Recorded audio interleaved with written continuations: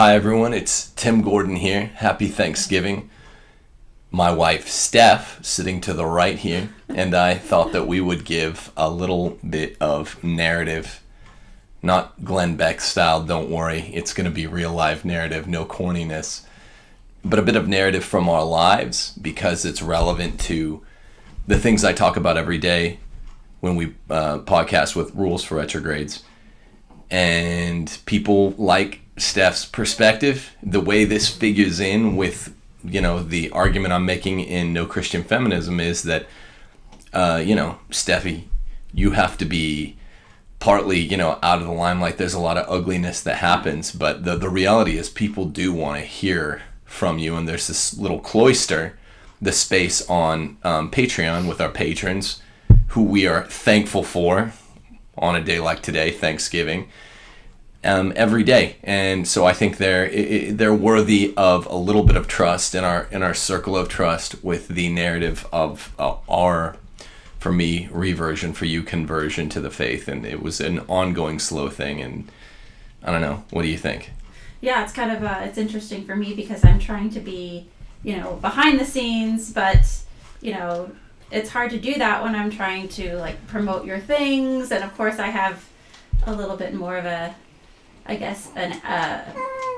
loud personality. So I get that question a lot. How do you mix being a traditional, Catholic wife, but also having kind of a loud personality? And, I'm a little bit of a fighter in me as well. So, it's fun, but yeah, there's a definite concern for wanting to keep, people ask a lot, well, why don't you do your own podcast and things like that? And I'm just no, I'll leave that to Tim, and, maybe every now and again I'll pop on and do things like that here. And yeah, behind a paywall where it's, half of these patrons, or a sizable portion of them, we feel like we trust. So, part of the family. Yeah, exactly. And we are thankful on a day like Thanksgiving, and more than anything, today is a day for gratitude for our faith, and not just the traditions and the patrimony of the church, but the one true faith, and the fact that I, being raised as a cradle Catholic,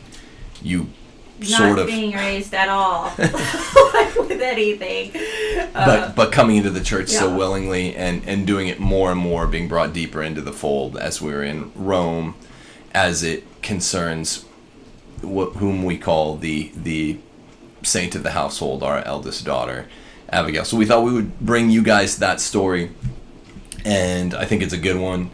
I also thought, it's kind of worth it to, our younger viewers of Rules for Retrogrades, the story of our courtship. We can just run through that quickly, but we do have a kind of message that's timely, don't we? I mean, insofar as men should feel empowered to take the reins, and even if they're from a group of friends, or their friends, a male friend is dating a girl whom they like and they think they match with, all's fair in love and war. It's very romantic. I don't know, I feel like this, if people hear our story, that they're animated by this principle, or they can't help not to be. Right, yeah. What do you think? Yeah, well, I mean, the story of us kind of goes back, I think I met Tim, how old was I, 18? I was 18. You were 18. And I started dating his best friend, as it were. And, as young relationships are, you kind of just, it wasn't a perfect match. Great, nice guy and everything. Tim was always around. We were always kind of like a trio, and, we always got along really well. But again, it wasn't a love connection with his friend. And, Tim and I really got to know each other very, very well over, several years. And it just became more and more apparent. We would kind of gravitate to each other in conversation more. We had things that more in common, our sense of humor, things of that nature. And, the closer we got over the next few years, we were just kind of, just us three, hanging out all the time, the mind does start thinking I could see I could do, so much better. And I'm, becoming more and more interested in Tim. As it is with a lot of young relationships, me and the boyfriend, we're kind of going off and on. We weren't a great match. Again, nice guy, but not perfect match for me. And, in one of these times where we were kind of going back and forth, breaking up, getting back together, Tim had called us on the phone and he said, I have something of great importance I need to talk to you about. And of course my mind naturally went to, oh my goodness, because his family was in California and we were in Texas at the time. I was devastated because I thought, oh my goodness, he's going to move to California with his family. I'm not going to be able to see Tim as much. And so he came over to my apartment and he sat down, and I remember he looked very nervous and almost a little bit like just frazzled. And I was thinking, just confirmed my suspicion, like, oh my goodness, he's going to move away and I'm not going to see him anymore. And, I'm kind of left with this dope of a boyfriend that I had at the time. And so he's a nice guy. Nice guy, but yeah. I also don't want to, sorry to interrupt. No. I didn't mean to, as you move toward when I actually confess my undying love for you, when we were just young bucks. Oh yeah, we have to watch this desk here because of the, I'm hearing all the little kinks. I'm just getting used to all this. This is not my thing. No, I think it's also important to say, as a kind of disclaimer, that people shouldn't feel pressured when they're courting a young man and a young woman to be friends first. This has almost become a mindless mantra of its own. I think it's dangerous. I think it's unchristian. And it's usually counterproductive. You and I were friends first, right? Yeah. Young Abeda, what is her maiden name? And we became like best friends within a very close group. It wasn't just a threesome. It was a pretty large group of people. Yeah, it was a large group of friends. Yeah. And so it was a group within a group, and you and I became best friends even though you were dating technically my best friend. So this happened and it enabled a sui generis kind of friendship to form. And I don't think it's that rare in retrospect. We felt like it was so rare. Yeah, at the time it was kind of like, oh my goodness, we have this big announcement to make to all of our friends and family as well. It was a big paradigm shift.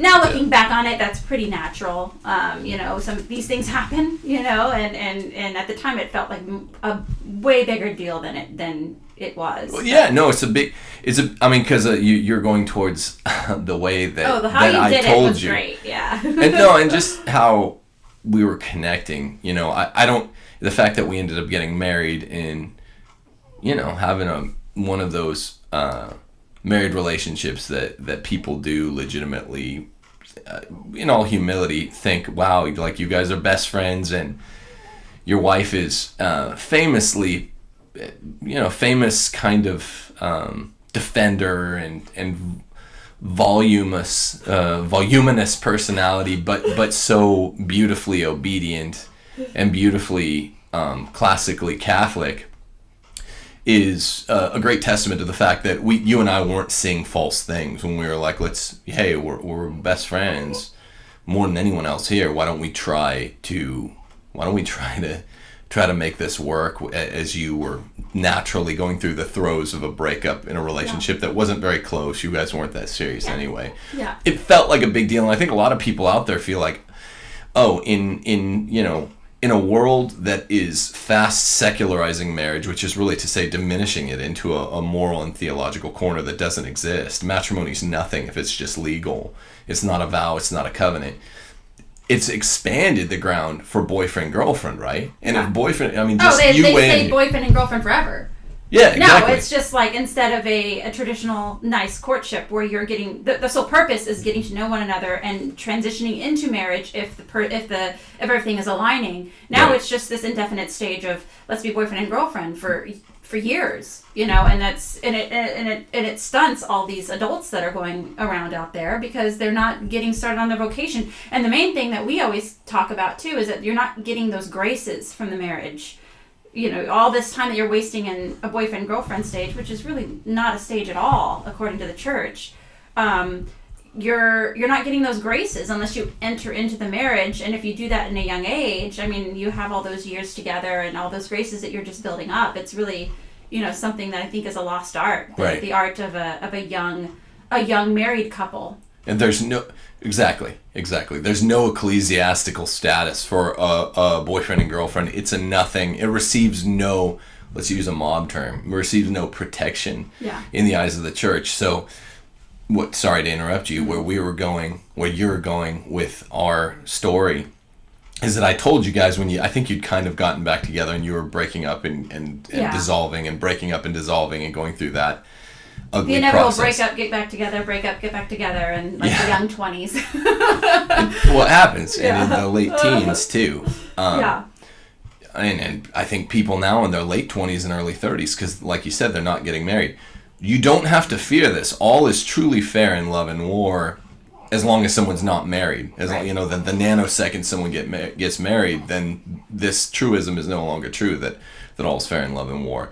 But I took it literally, and I think it worked out pretty well for us. Yeah, no, pretty darn well. Yeah, no, it was interesting because, I mean, at the time when Tim came over to my apartment and had some big announcement to make, I kept thinking, he's moving away. And so when he came over and he was so, frazzled and seemed pretty stressed out, I just naturally kept thinking that's what it was. And so he, launched into this long speech that he had clearly prepared. But the meaning wasn't altogether clear because he kept saying things like, he cared for me and for his friend who I was dating very much, that, how much he enjoys being around us, how much, we've done so many great things together and, we've got to know each other. And so part of me was like, what is going on? What is the point? And then inevitably, I kind of started to feel like maybe he needed help saying it, because I started coming to the conclusion that maybe, he did have feelings for me, and he was just having a hard time kind of rounding the corner and just outright saying it. You knew. Yeah, I knew. So I asked him. I said, "Is there anything in particular you have to say to one of us?"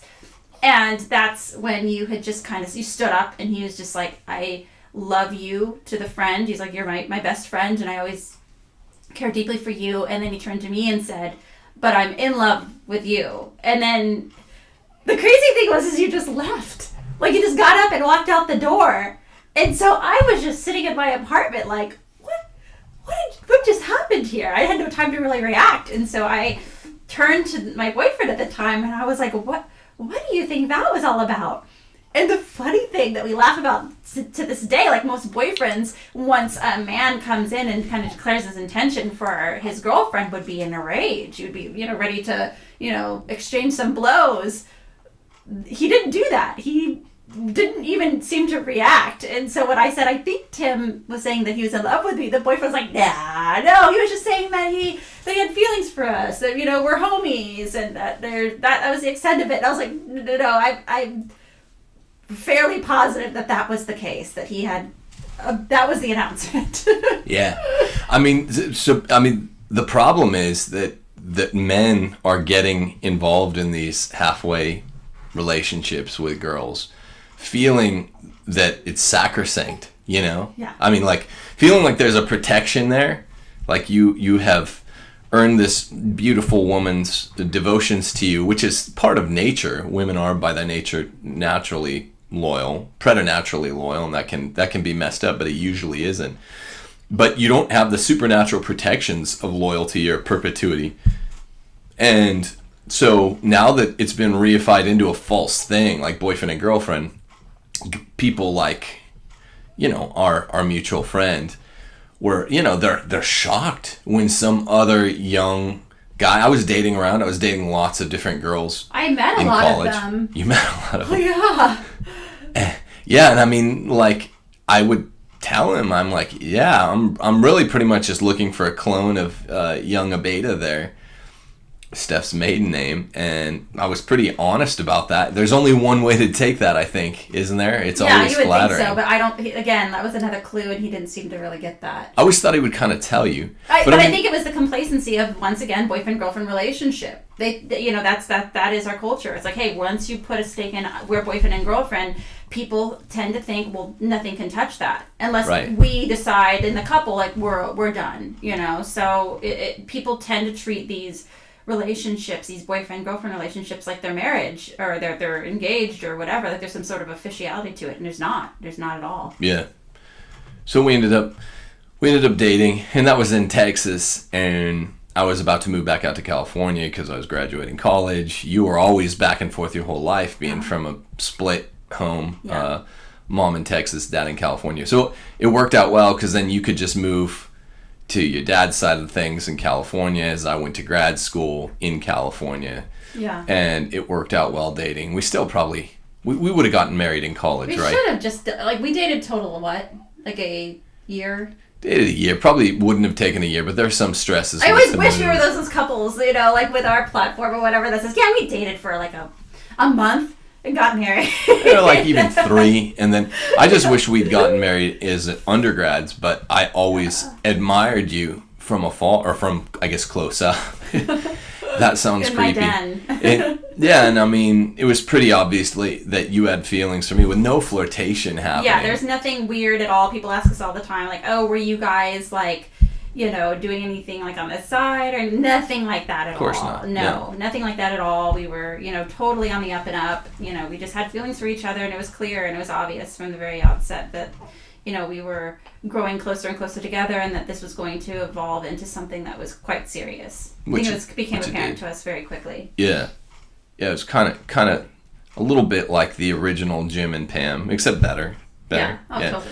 And I mean, you were never engaged, but No. you were, I don't know, and it wasn't going toward that direction. Yeah. But it was weird because kind of like Jim and Pam in The Office, they don't get married like right after they start dating anyway. Jim is supposed to be, Jim Halpert. He's supposed to be the romantic. He's supposed to be this hopeless romantic, and then they end up dating years, Yeah. don't they? Or I mean, I guess it's only a year. And I think they shack up too. Like that's like this supposed to be this like this utterly unromantic American classic romance, and it's like they have a lot of mistakes in that too, and that's There's like what nothing. everyone uses. You know, the Jim Pam. You know, those of you who are familiar with The Office, that's the show that we're referencing here. Did you know, Stevie, there's actually no one in this room besides you and I? Well, and the baby. There's a baby here. Yeah, I mean, there's nothing romantic about shacking. But so anyway, so we took, you know, a year to figure it out once we were dating proper, then got engaged, and it was, you know, 6 or 7 month engagement. Yeah, not long. Maybe 8. And the reason that was longer is because we would have gotten married much earlier, but my mom was due to with her last baby, and it's dumb. People should just get engaged, get married, you know, as soon as they can afterwards, and have a marriage in a church, and you don't need the big parties thing. Right. But so then we were married 2 years. I was always going to go to a PhD program because I'd finished my master's, but as we were dating and while we were engaged in philosophy, and applied to some PhD programs in America. Got waitlisted at a couple. Had a Weird friend. thing was, remember, like one of the programs that he got. We called on the phone one day. One of the programs that he had applied to, and we asked, is there any verdict on Tim Gordon's application? And the person we spoke to was like, oh, congratulations, you're in. You've been accepted.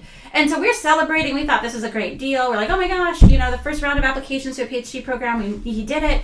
And then a week, or not even a week, it was probably like a day later, they wrote us and they're like, oh, I'm sorry. It was actually a different Tim Gordon. Yeah, how many? I thought it was that more. Was minorly devastating.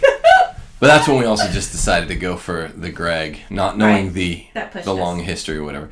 So we went to Italy, I guess our 3rd year of marriage, and again, it was probably the best thing because it's good for young married couples to be not around either family, strictly dependent on one another. Right. People recoil when we say that, don't be around either family, but there's the reason that's great is because, again, I think the modern culture is that you tend to, marriage has become less of an art, and like people are always looking for, you know, outside opinions, things like that, and it's great. Yeah. Oh, there you go. It was great for us because you depend solely on one another. Yeah, and families your bad habits are exposed rather drastically when you're the only person that you're with in a foreign country. So we learned fairly quickly on, like, you know, I learned like, hey, I can't get away with, you know, doing X, Y, and Z. That really drives him crazy. I'm his only family out here where we were solely dependent on one another. And so I think that really kickstarted our, you know, families interfere, they get in the way, it takes time. Yeah. I mean, even if they're trying to help. But so the point is, that's when our firstborn was born, after we'd put in about a year of me studying at the Greg out there. And we had tons of adventures and lots of hilarious stories of a couple young Americans bashing around the Eternal City. It was beautiful, lots there, but the real point of the story, the whole time, like just getting into Rome, it's a fun story. But. Yeah, it was, because we got the apartment on the internet and just didn't know what to expect. Didn't know how relatively geographically small the city of Rome was. We were a mile from the Colosseum. Right. Yeah, we walked. But that's far. Yeah. I mean, that's far for Rome because it's such a tiny city. Everything's so centralized.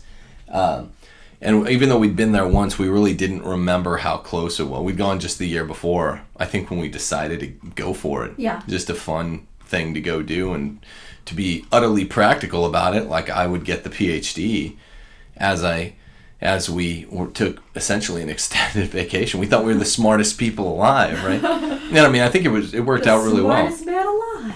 Yeah.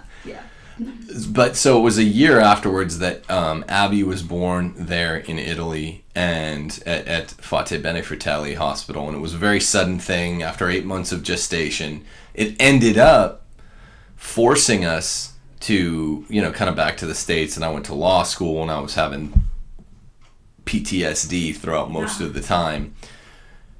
Here's why, essentially, and but it's the key to, we'd been married about 2.5, 3 years. Steph had come into the faith the first year we'd been married. I was enough of an intellectual Catholic to have loved, as I've said before on TNT and Rules for Retrogrades, loved and been proud of the Catholic intellectual tradition, but being a cradle Catholic, never having really connected with it. You had, from the whole time I knew you, you had a real sentimentality, fondness, and love for the tradition of the Catholic Church, and that's something that I always knew from Tim. Tim taught me a lot about that. Only after Abby was born would I say that the fire and like the real love and defense of the faith, and pure obedience to the faith, really came in full swing. I mean, the night she was born, that's when it all began. The real passion for the Catholic Church. Yeah, and obedient. I mean, we were like a young married couple. You'd come in with RCIA classes we made fun of and whatever, but, we were not living in perfect, not that we're perfect now, but in conformity with even all the major precepts, the rules. The rules. Yeah. Stuff like, just the obvious stuff for a young married couple. We really came around to living in full communion with the faith. Once we realized, as Michael Knowles and I said when we had dinner, like, wow, it's all true. Like, every last teaching that the world hates about the church, contraception, the stuff that you skip over. As a reasonably moral person who's tuned into the natural law, you might be tempted to skip over. Even if there are elements of the natural law, you need the supernatural underscoring to really understand that this is real.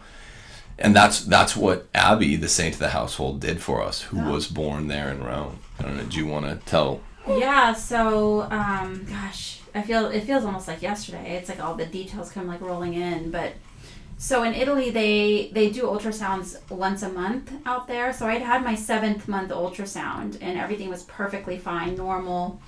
I'm very, very healthy. I'd never had, never smoked, no do any of that stuff. Very, very happy. I was walking constantly. We both taught English out there. I'd walk all over the city, going to and from, teaching English.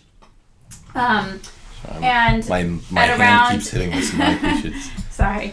Yeah. At around 8 months gestation, one of the secretaries at the English place that we had worked at, kind of pulled me aside, and she said, you don't want to go to the public healthcare system. You want to do private if you can. And she'd given me an address to a clinic that she had gone to, and she was also Catholic. And so she said, try this little clinic. It's actually right around the corner.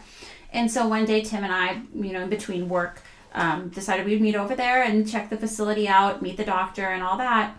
We get there, and it was lovely and nice, and the doctors were very nice, and, it was a perfect place to have what I was thinking at the time, a normal birth. I was planning on going natural. I wasn't going to do any, drugs. My first baby. I had all these grand notions. We get there, And before we leave, because I'm a little bit more type A with scheduling and appointments and things like that, I had to get to work a little bit.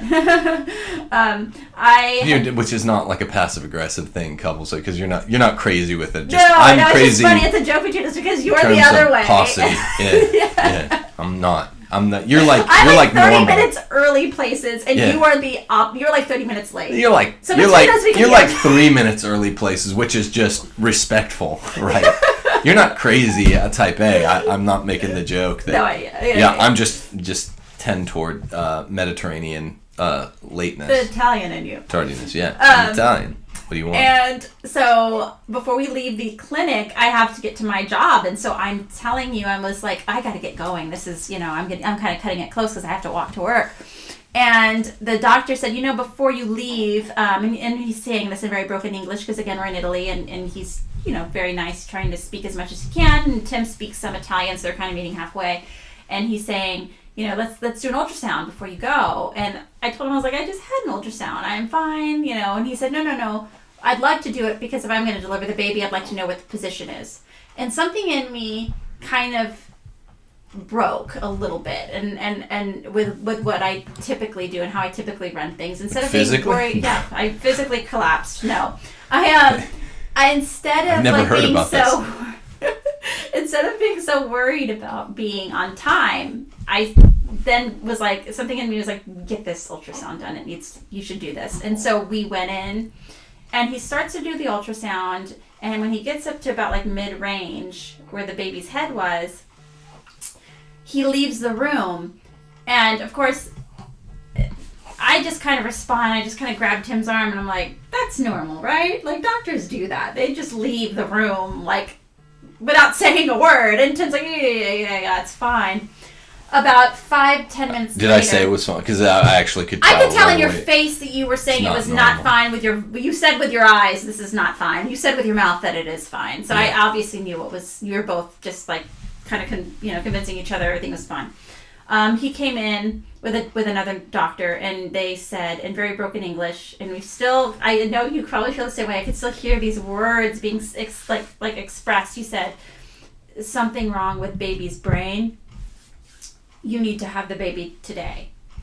And so we're new parents, young, first baby, something's wrong with our child's brain. What do we do?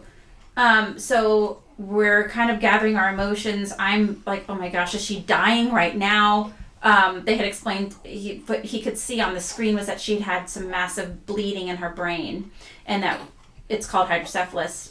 We would later find out. We didn't even knew that yet. We didn't even know that yet. And but at the very least, I think we thought, okay, you're gonna take this baby out here, like that's okay.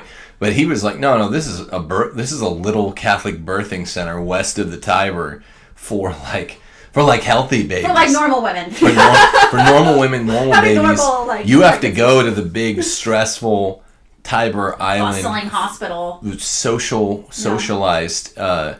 Eurocare, Fate Bene Fratelli, you're going to have to take a cab. I think we'd taken all of one cab in a year. We were so poor out there, we had no money. And so we were like, oh my gosh, we were like trying to figure out how to do a cab. All that. First time we did a cab was this. First time you did a cab. I mean, yeah. So, so it was a major hassle. And I fired off an email. I was like, can I use your computer? And I fired off an email to my family here in the States. And some of them still say they have this email. Yeah, my cousin says she still has it. It said like SOS, something wrong with baby, going in now. And people are like, wait, what are you talking about? And the interesting thing about that is that when he sent out this email before we left the clinic and head over to the hospital, we didn't have a cell phone. And so we fired off this email to everyone in our family. And so in the United States, which is 9 hours later, people are just getting up in the morning and they're reading this, and they're all like contacting each other. They have no idea where hospital we're at. They have no idea what's going on. There's no way to get in touch with us. We're in Italy. We don't have a cell phone. Nobody knew. So they're trying to coordinate flights. They knew our physical address, and they were just going to, I guess, fly out there and just wait at our hotel or at our apartment and just wait for one of us to show up. Right. So anyway, this is going on behind the scenes. We get over to Fate Bene Fratelli Hospital, and apparently they had been alerted that we were on our way and what was going on, because when I arrived there, they immediately took me into an ultrasonographer's office, and waiting for us was about 10 doctors in the room. Yeah. About 10 of them just kind of standing in the very back of the room, very solemn looking. And that's when I realized this is not even this is a bad thing that happened, but this isn't even something that happens, a bad thing that happens that's, semi-common. We're dealing with a rare situation if all these doctors want to see what's like my ultrasound.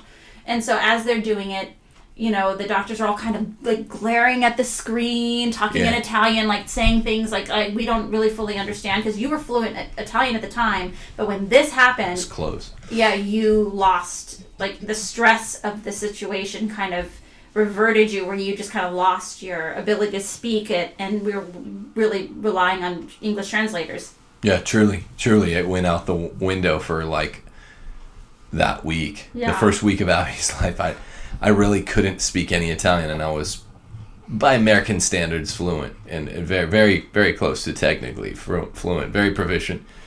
And man, it was so bad. And they said, okay, we're gonna deliver this baby like ASAP, right? And in Italy hours, that means the next day. And even then, it wasn't even scheduled. Goes back to what we're saying. They told me, if I say ASAP, it's a little closer. Yeah, it's like the Italian in you, right? I remember being on the bus aside. I remember being on the bus getting ready for work, and all of a sudden people in Italy would just get off the bus. And I was just sitting there like, what is happening? We're stopped in the middle of the road. And they were like, oh, sciopero, which is just it means strike. So the bus would stop in the middle of the road, and everyone calmly would file off and just be like, well, the bus driver's on strike. I guess we're going to have to walk now. Such insipid, lazy bastards.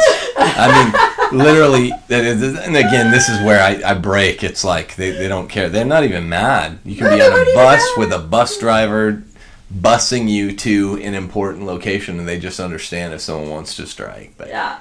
So anyway, it gets confirmed that we have a massive brain bleed, that she needs to be delivered at 8 months, and that, this is going to be a massive surgery, my very first surgery ever in my life, in a foreign country, with my first baby who has a medical issue. And so that night... and I'm not allowed to stay. Yeah, that's the thing. We've never been apart. Like, we had this whole elaborate scheme to the effect that I wouldn't be apart from you, just because we don't like staying apart. Sorry, baby. Yeah. Even for the night. And I can't remember if we'd checked into it or not, but we were like, okay, we're not going to be apart even for night, even when you have the baby. And then of course I was getting kicked out. Little did we know that the 29 nights you stayed in the hospital, I was getting kicked out every night. Yeah, subsequent to this, I'd be tossed at 9 p.m. nightly. Right. And so this very first night, I'm in the hospital. They had just kicked him out. We pushed it as long as we could where he could stay. And I'm in the hospital. And, again, like, I'm Catholic, but I'm not, like, super Catholic at that time. And the only thing I thought to do was, like, you know what? I'm just going to say Hail Marys all night long. I'm just going to say the Hail Mary all night long. I'm terrified. It was the type of thing where they didn't give me much information. So every time she moved... when I that night, like, in the womb, I was just thanking the Lord that, like, there was a signal that she was still alive, because I didn't even know that if she could die at any second. And here I am by myself in a hotel room in a foreign land. Couldn't speak the language. Yeah, hospital. You said hotel room. Oh, sorry, hotel. Yeah, in the hospital. People are like, why aren't you staying with your baby? This is an odd turn. This is an adventure. So all night I said the Hail Mary, and the interesting thing for me is, like, that's like the night, I can now pinpoint it now, like, my devotion to Our Lady began that night, because I really feel like, her mother's heart really protected me and stilled me up for what was about to come. And so the next day, they come into Tim got there very early in the morning, the crack of dawn. He got right back there as soon as he was allowed to. And we waited for some hours, and then they finally just came and they said, "You're going to surgery now." They were just like, "It's now, it's time." When did the Franks were involved afterwards, right? Is that? Yeah, that the day that Abby was actually born was I was just sitting in the little mini waiting room thing, and it's the baby eating like sausages down there, or what? Sounds like she's eating dog treats. Yeah, and I can't remember. I would get kicked out periodically, and then they'd bring me back in. I'd showed up, I'd re-showed up after waiting all day the previous day in that hot little room. I don't even know where we were. Yeah. Some little holding room. Then at midnight, they're like, you have to go. We're not going to do this surgery tonight. They're like, show back up at 6. So I just went home and sat in our apartment all alone. And that's when you finally got to talk to the family, right? People are calling our phone at our apartment, like furiously, like trying to get a hold of us, probably for hours. Yeah, and then, but I mean, aside from a couple calls, I just sat there and waited, like Michael Myers waiting for Halloween. I was just blank. I don't think I slept. I just sat on the couch catatomically. Got up at 6, returned to Fate Bene Fratelli. At 6 a.m. It did no good because we were waiting all day until about 5:30 p.m. And in the space of that time, I think I was sniffling or upset, privately in some sub-waiting room. They were doing like a test on me or something. They told you to leave the room. Yeah. And you had to wait in like a lobby. And I guess you were just so upset, like just weeping. And this family, the Franks, like kind of stepped in our lives. And again, this is just a remarkable testament to people, the kindness of strangers, and how the Lord kind of gives you help when you have no family out there. We were by ourselves. They saw Tim, a married couple, saw Tim in the lobby and approached him and said, is there anything we could do? You seem upset. And he gave the situation, and they bought him a lunch and a cell phone and, provided their own Italian friend, a lady who actually works in Hollywood. This lady, Elisabetta, would end up going with me that night, because my Italian was still on the fritz, was newly on the fritz, to the hospital outside of the city, Gemelli, where they would have to helicopter Abby shortly thereafter when she was born. Yeah. And it was like, I hadn't slept the previous night, so when we eventually went out there, she's just leading me by the wrist, and I was walking around. We had to go find Abby at this big Stalin-era looking university enormous. Hospital. Like, huge. when we say it's a big hospital, people even in America are like, yeah, we have big hospitals here. I'm telling you, it was like 3 times the hospital size of like the biggest hospital you can imagine in America. It is enormous. That's where they brought John Paul II when he was shot. Is Gemelli. The same hospital. Yeah. Well, because what happened is I went into surgery, my first surgery ever, and Tim couldn't. I didn't know that this was just kind of universal protocol for all C-sections around the world. Is that the husband isn't allowed in for the anesthetic, which they give you in your spine. And so I was by myself. They didn't really tell me what was happening or what stages to expect during the C-section. They basically just propped me up there, held me down, and just gave me this shot in my back. And immediately I start having a bit of a reaction to the anesthetic, and I start getting violently ill, like on the table. And so I'm, looking and pleading with nurses, anyone. The room was just filled with doctors and nurses and everything, because they all knew the medical situation with Abby. They were just all prepared and ready to take her, put her in a helicopter, and leave when she was born. Yeah. I start violently getting ill. Tim is able to come into the room at the time, and so the C-section is going on. They finally get me stabilized. Luckily, a nurse in the operating room spoke enough English to, she took my hand and kind of came down at eye level with me on the operating table and said, this happens, don't worry, this is what's going to happen next, you're going to feel tugging, you're going to feel all this, my first ever surgery. So she was another one of, God's angels that came down and kind of helped me there. And when Abby was born, I didn't even get to see her. They took her immediately away from me. And Tim, you always say what you saw was... Her head was huge. I was freaked out. Steph didn't get to see her. And they it was just took her surreal. and put her on a helicopter and brought her over to Gemelli Hospital, where John Paul was brought. So they take her away. Tim and I are, brought into a recovery room. And this is where my devotion to Our Lady gets even more intense. I always wanted, after our baby was born, to have that moment where people are coming in, looking at your baby, you have the baby there, you're a new mother, you're getting used to breastfeeding. All of this stuff was a dream. I wanted it so badly. You said that foreign or something. Breastfeeding.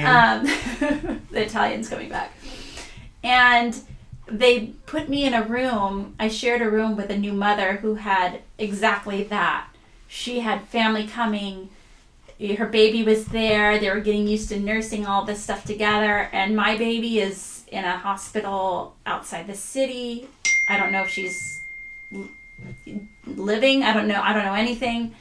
And, I remember I'm in excruciating pain from my C-section, just absolute, where I felt like I was going to pass out. And Tim and I were kind of like huddled up together, like kind of getting through the emotional aspects of the surgery. And again, it came to the time of the night where they're like, you got to leave. He has to leave. He wasn't allowed to stay. And so here I am alone. And I'm in the same room with this woman who has this beautiful new baby, and she has everything that I wanted as a new mom too.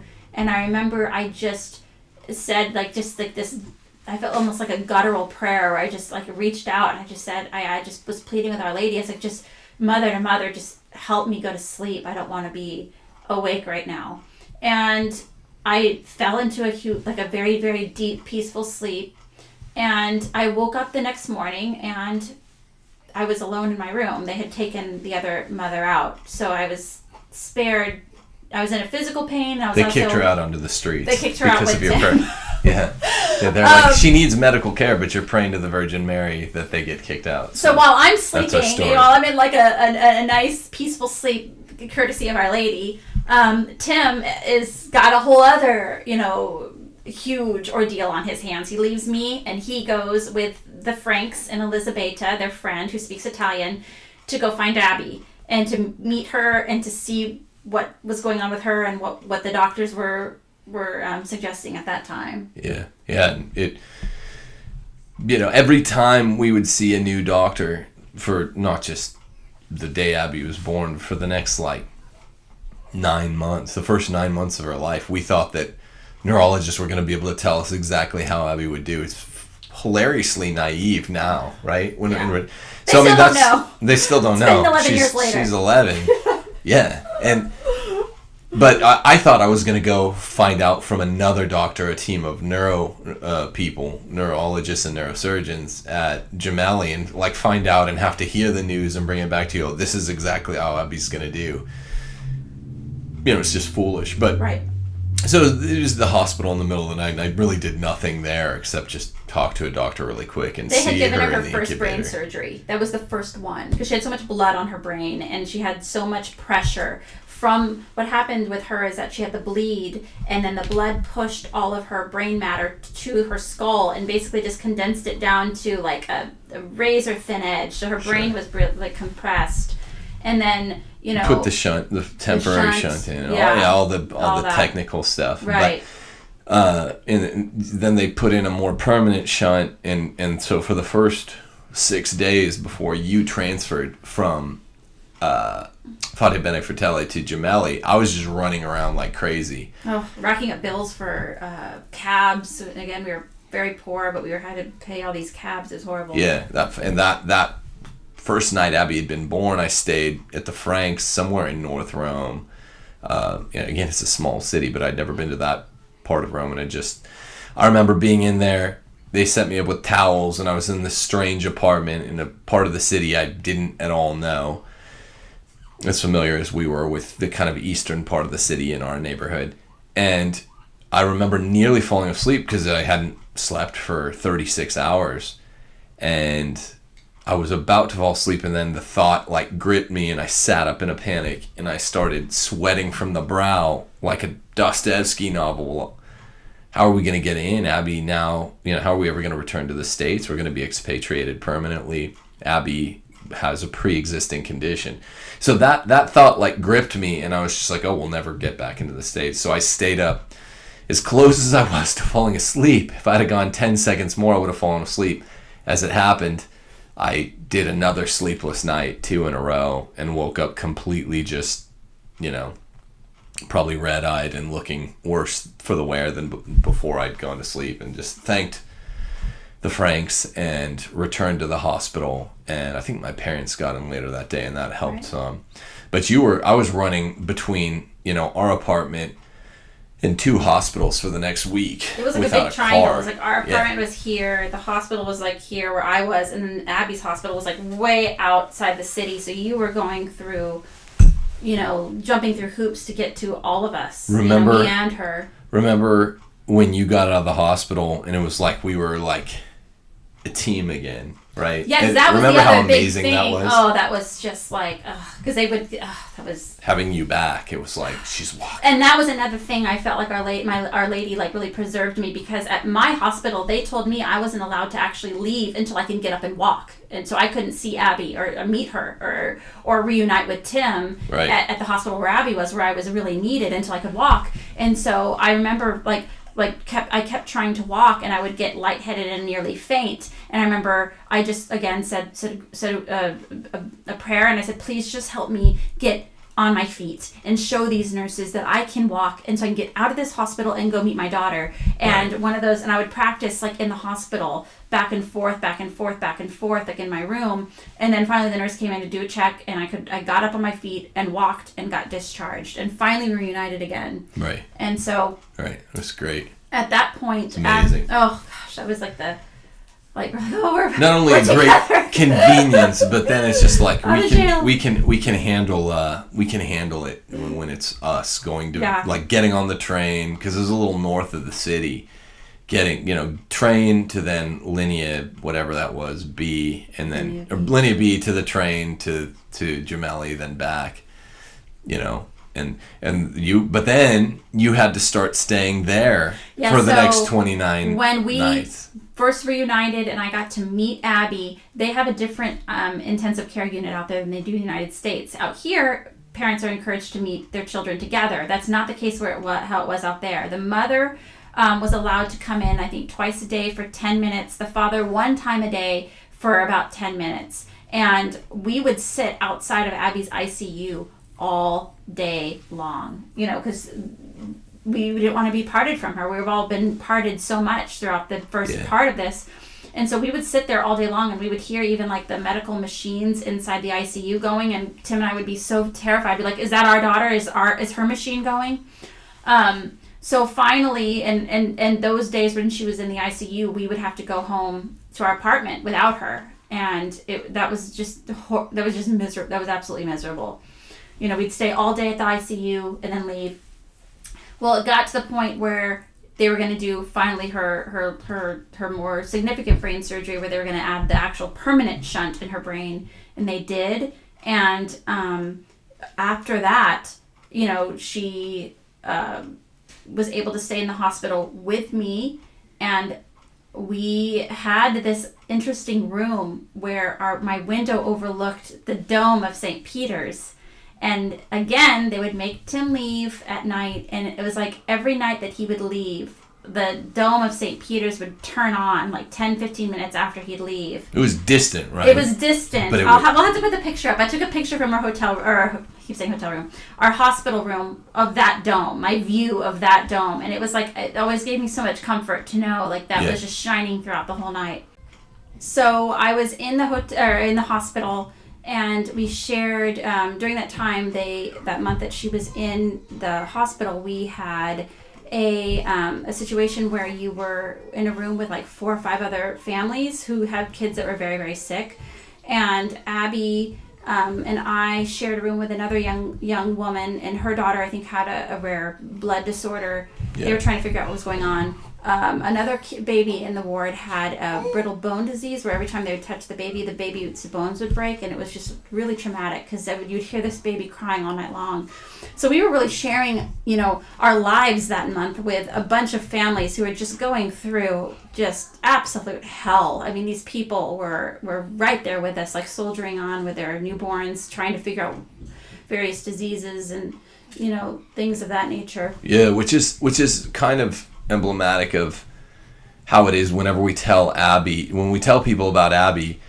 Actually, most people associate childhood sickness with something like cancer or whatever. Having a couple in utero strokes in hydrocephalus and dealing with epilepsy and all of the post-hemorrhagic hydrocephalus symptoms. Cerebral palsy, all of it. Cerebral palsy is not sickness, right? So even when you tweet something out about like Abby's going to need surgery or whatever it looks like in spring, it's not sickness.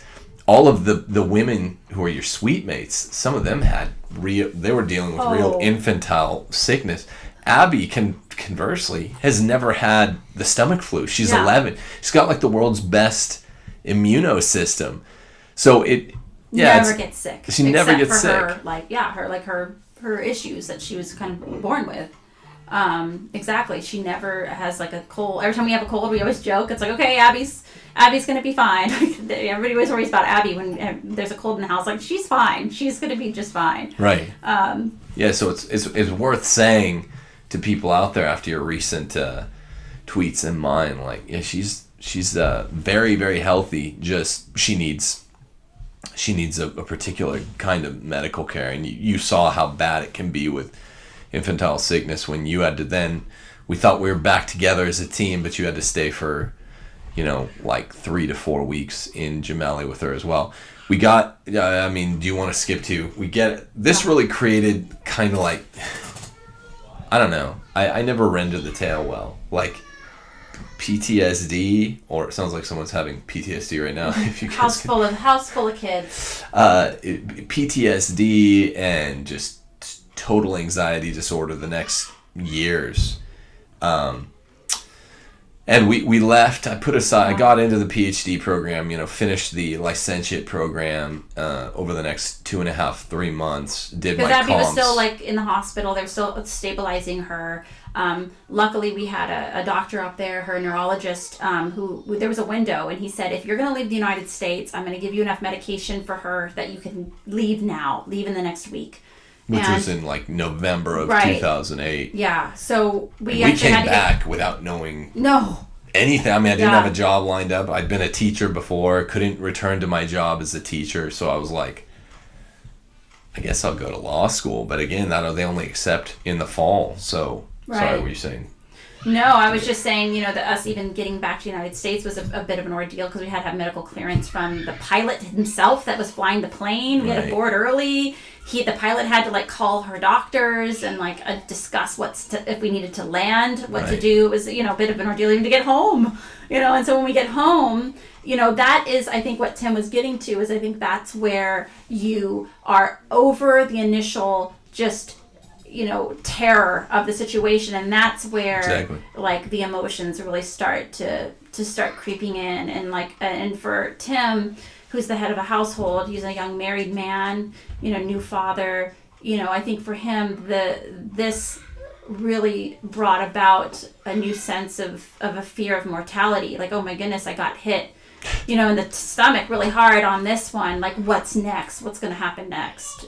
And it's one thing to leave shores to go back east to the old continent with you and your new wife, and then you come back suddenly without a PhD, and instead of having a PhD baby, you have a real baby with bandages on her little head. I still have a picture of us getting back in with carrying Abby and being back on American soil after more than a year. It was weird to hear English everywhere again. We're just totally like overwrought, shocked, overworked, shocked. Consciences and intellects and like wills just shocked. We came back very different.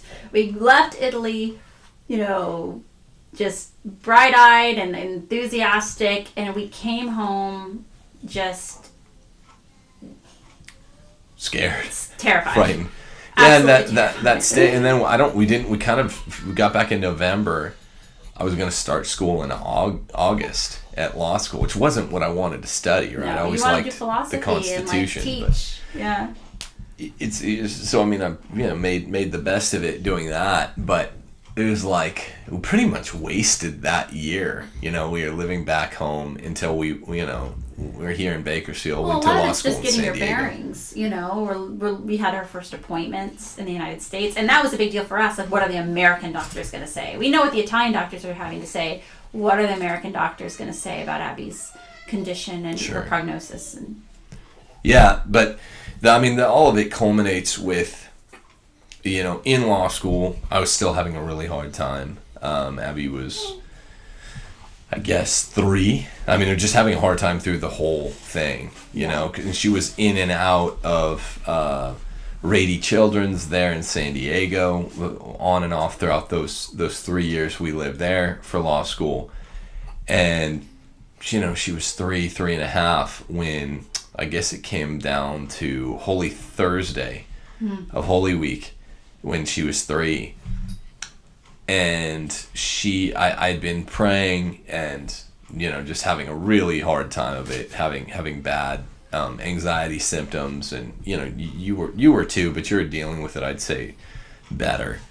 And we were super poor in law school. Remember, I mean, there are good times, but there was just super times. High highs and super low lows. It is. There's something really lovely about being like poor and married, and like having to eat ramen noodles, and there's the youth. There's excitement there. Because you're young. Older, you're like you can deal with it. Yeah.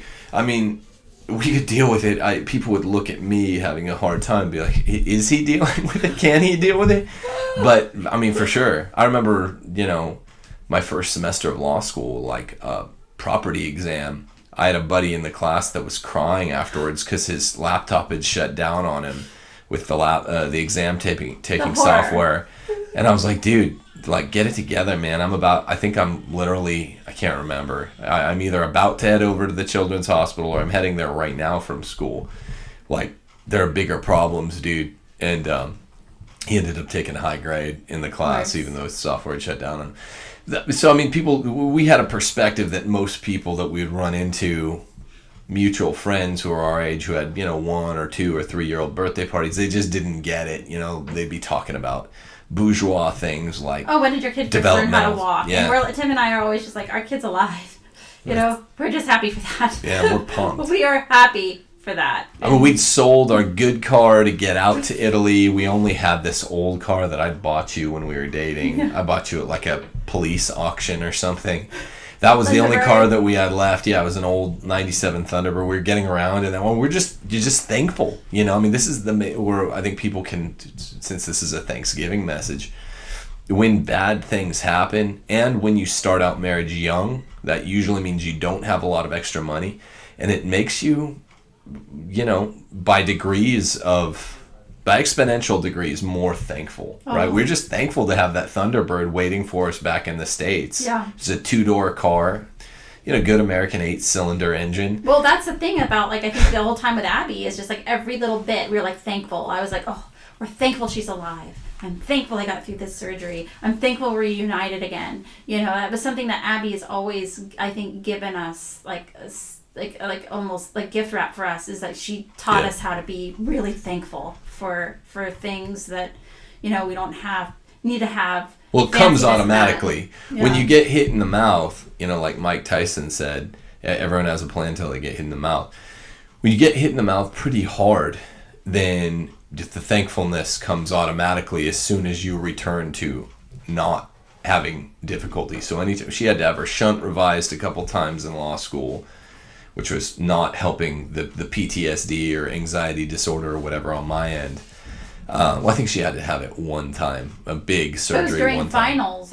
She had to have, a brain surgery during one of your finals. And I remember I think you approached one of your professors and you're like, this is the situation. Like, I need some time. And of course, everybody else. For midterms, because it was February. Very gracious about it. They're like, oh my goodness, of course. Yeah, this is a stupid law school exam. Do what you need to do. Like, they're always very, very good to us. Like, everybody was always so kind to us when we were dealing with that, especially at your law school. So when you graduated from law school, it was like a moral victory. Yeah, I never cared about graduations before that. Yeah. This was a big moral victory.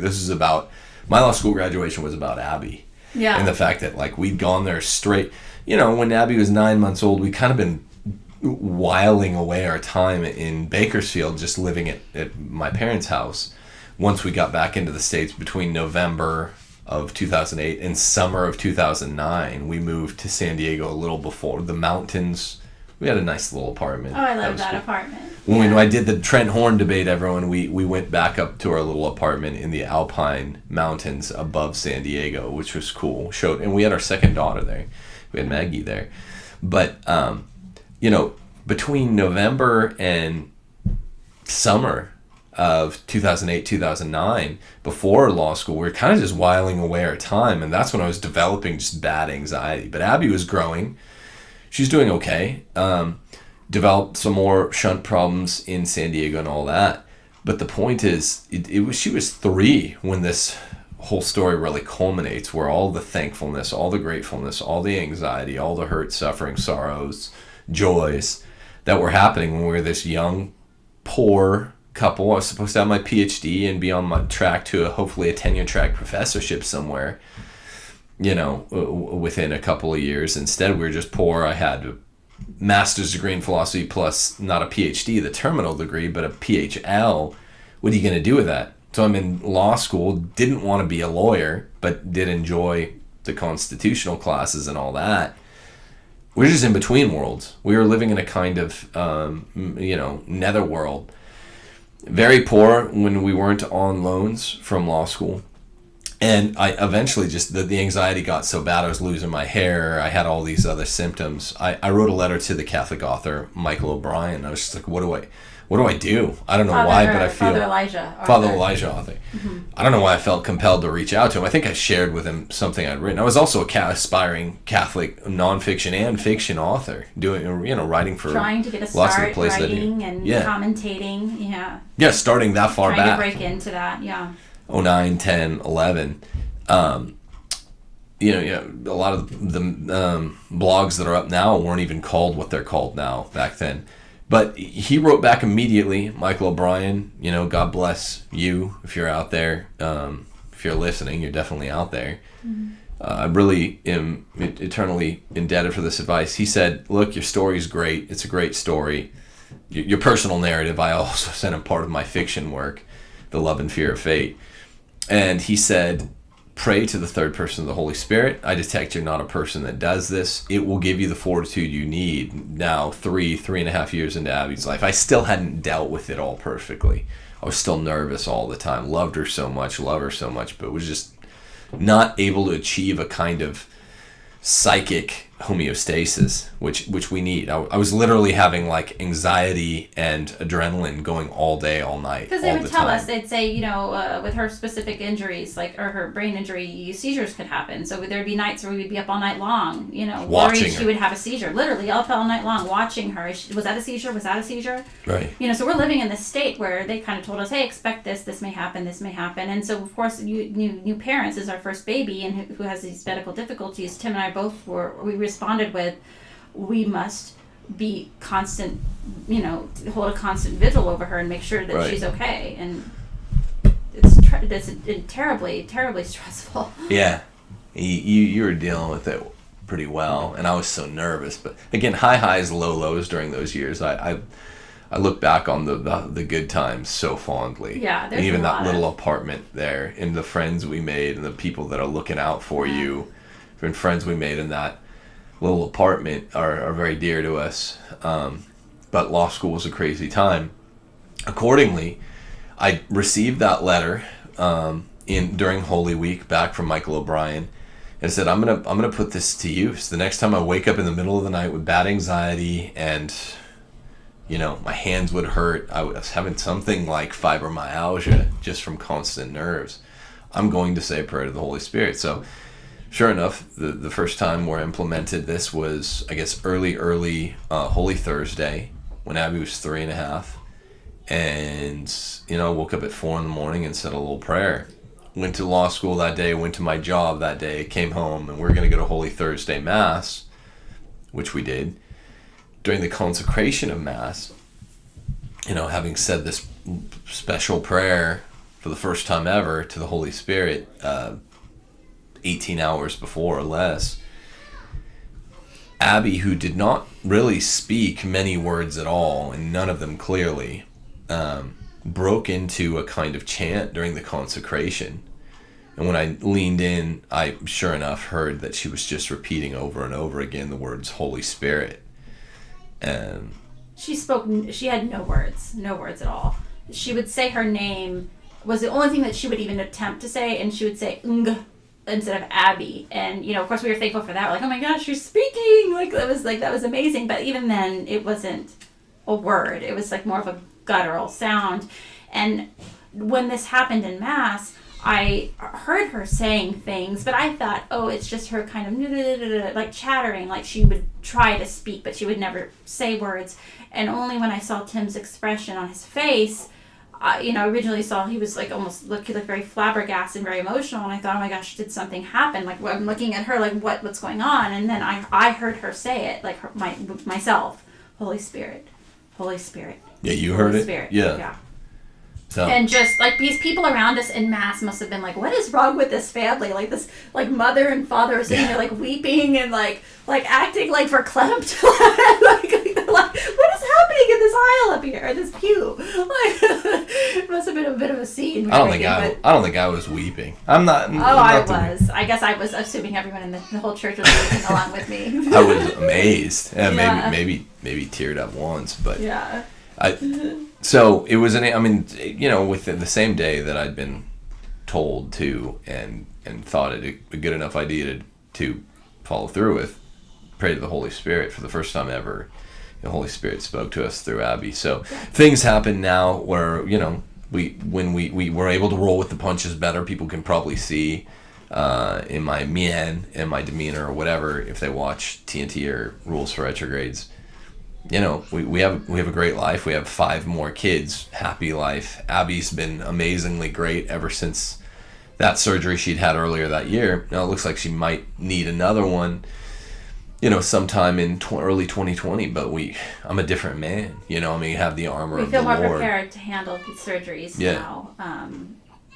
The suffering and all that we learned, like when we were new parents, steeled us up for things. Yeah, for the future, so. Yeah, and I just wonder, in closing, when you're older, you're less resilient. You might be probably a better financial means, but really what gets you through is the resiliency, the willingness to team up, the happy willingness to just be able to depend on like one other person, where it's just, that's just always how it was for us with Ab. It's like, because everyone pretends to understand.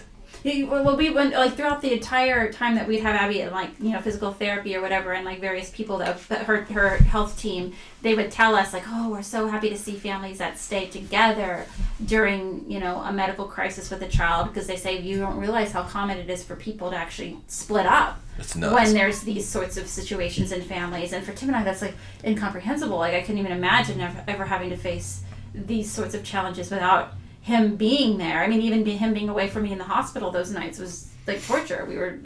I felt like we were being tortured. It's nuts, because it's kind of alienating. You get a lonely feeling when you're around other people. And I mean, this is how cancer parents must feel. Parents of kids that have cancer. Like I tweeted out the other day, they're all my people, our tribe, our people. But it's it's really alienating. Not by anyone's bad will or ill designs, when other people who have all healthy kids are trying to relate, and it's not that they're annoying or weird or bad or anything. It's just literally it's impossible. It would be me trying to relate to myself now before we had Abby. It just doesn't work, and so I can't imagine not going through this with you. Oh. Because there's a reality, of course we're through the initial surgery, first getting used to what hydrocephalus is, what cerebral palsy is, but there's still things that, when you have a kid like Abby, you that are fresh and new, every time we're in a big group of kids and she can't play with them and run around with them, or realizing it hit us both wow, she will be with us forever, she will, that is. Which and is of course, we're cool. happy about that, but that was a realization. Abby won't ever be on her own. She will be with us forever, for Tim and I forever. And as a matter of fact, once we go, her siblings will have to take over that lead.